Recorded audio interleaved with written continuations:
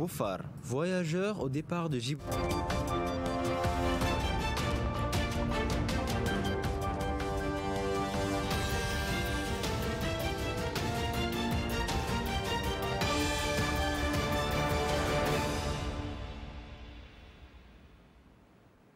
Assalamu alaikum wa rahmatullahi wa barakatuh. Welcome to the 9 p.m. live English news edition.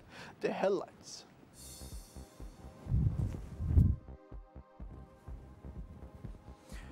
Tourist protection and safety training.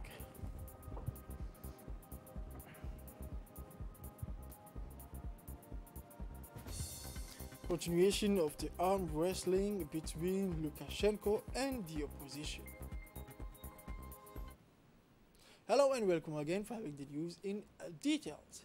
The Ministry of Muslim Affairs sponsored the graduation ceremony of the 5th class of students of the Imam Shafi'i Institute. The Islamic High Council organized this morning at the People's Palace a graduation ceremony for the 5th class of students of the Imam Shafi'i Institute for the guidance of memorizers of the Holy Quran. The ceremony was held under the patronage of the Ministry of Muslim Affairs, Culture and Waqf Property, Mr. Mumin Hassan Abarre, in the presence of the Director of Islamic Affairs, Mr. Al-Saleh Ahmed Abdullah, and the Executive Secretary of the High Islamic Council, Sheikh Arki Qawrah.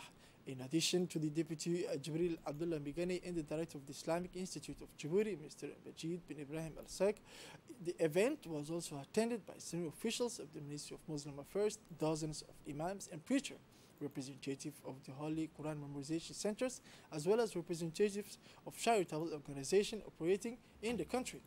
During the ceremony, participants were treated to a Quranic recitation presented by the graduate student who received certificates and awards from high-ranking officials.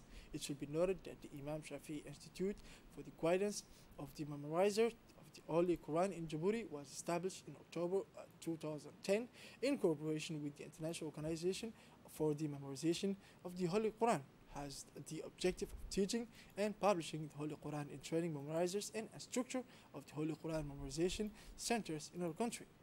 The lecturer at the Imam al-Shafi'i, Sheikh Abdullah al-Ahdal, delivered a speech in which he discussed the most important programs and activities carried out by the Institute, particularly in the field of training the memorizers of the Holy Quran.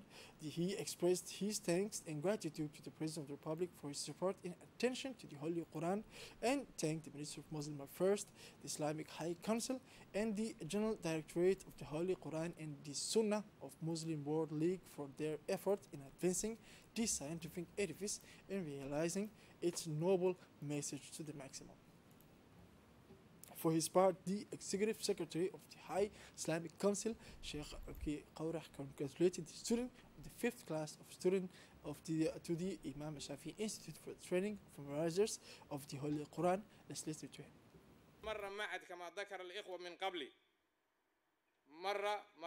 This institute, as mentioned by the brothers before me, went through difficult stages. It was supported by the Muslim World League financially and morally. And when the financial support stopped by the League, His Excellency the Minister of Islamic Affairs rescued this institute. With great efforts made by his ministry to ensure the continuity of the institute, may God reward him. I thank His Excellency for his blessed efforts, and our government, headed by His Excellency the President of the Republic, has our sincere prayer for God to bless them in their lifetimes and to benefit their servants in His country. يسرنا أن نحتفل بهذا اليوم بهذه المجموعة الكوكبة. He seized this opportunity to shed light on the developments that our country has witnessed with regard to the dissemination of the Holy Quran educational institutions since the President of the Republic came to power, particularly the regional contest for memorizing the Quran, the State's President's Award, which takes place every year during the blessed month of Ramadan.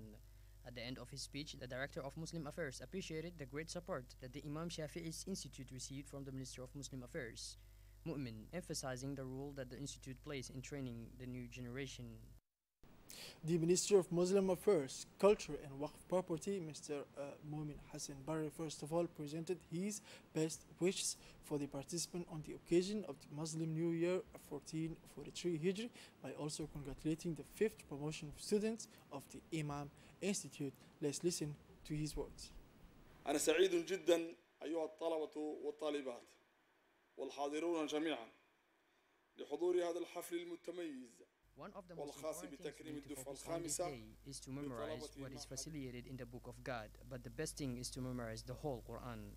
After that, the knowledge seeker can develop the memorization of the related texts and evidence. During the recent period, the ministry has carried out many activities and programs on radio, television, and mosques. Therefore, after the forthcoming official opening of the National Library, we will work to revive religious and cultural events, competitions between educational institutes, and award cultural prizes to advance the cultural reality of our country. This effort is an integral part of the vision of His Excellency Mr. President Ismail Omar Guelleh, who during this reign, the University of Djibouti was created to enable young people to obtain degrees in various disciplines and scientific certificates. As part of the President's directives to take care of the Holy Quran, the Ministry will work to achieve the following objectives: development of centers for memorization of the Holy Quran in terms of classes and teaching methods, relaunching Quran memorization sessions in mosques for different age groups, the opening of the Quranic virtual electronic summer school in the capital city and regions through distance learning and simultaneously online for men and women and for all ages, promote religious programs to teach the Holy Quran at a distance via the internet to be a leap forward in the field of electronic services provided by the Ministry,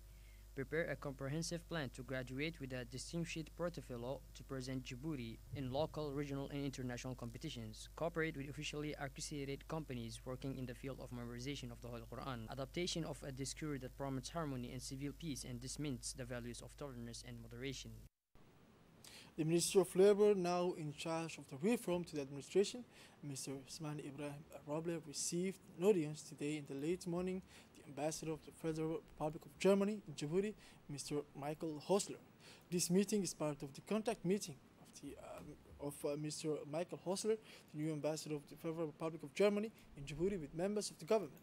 The two senior officials discussed together relations of friendship and cooperation between the two friendly and brotherly peoples. During the meeting, the minister welcomed the two and wished them a pleasant stay in Djibouti. He then reviewed the various components of the national employment policy and discussed opportunities for bilateral cooperation in the field of employment, particularly between the German Federal Employment Agency and the NFIP in the context of bilateral agreements in labor mobility, but also support in employability integration of youth, training of public officials, and administrative reform. The diplomats noted with satisfaction points of convergence, particularly the problem of employability, which deserves to be further amplified and extended by both parties. He reiterated his determination to work to strengthen cooperation in the field of employment and to support transformation of the National Institute of Public Administration. At the end of this meeting, it was agreed to continue and strengthen the partnership relation between the two parties. Now, in tourism, the National Tourist Office of Djibouti, ONTD, in collaboration with the Integrated Framework Strengthened, proceeded yesterday within the People's Palace the launch of a training course on the protection and safety of tourists, and attended for tourism professionals and agents and officials engaged daily to perform essential work that it has at the reception or at the checkpoint and throughout the country, chaired by the General Director of the NTD, Mr. Osman Abdi Mohammed, and in the presence of the focal point of the integrated framework strengthened Hiba Ahmed Hiba. This training is part of the project category 2, support for the promotion and development of tourism in Djibouti, facilitated by video conference from Senegal by the expert in tourism, Mr. Usman. This workshop aims to strengthen for an awareness concerning tourist operators in terms of protection and security, both for the property and physical integrity of tourists in Djibouti, and during their field visit or during meetings with the local population. This remains a guarantee in the satisfaction of visitors, but also reflect the quality of projects and services offered to tourists in a constant effort to build customer loyalty. Now, the representative of UNICEF in Djibouti, Mr. Melva Johnson, accompanied by her staff and President Adi Mohamed Hassana, made a working visit to Tajura for the first time. In this context, despite their busy schedule, the delegation went to the prefecture before continuing consultation at Regional Council and Medical Hospital Center in the capital.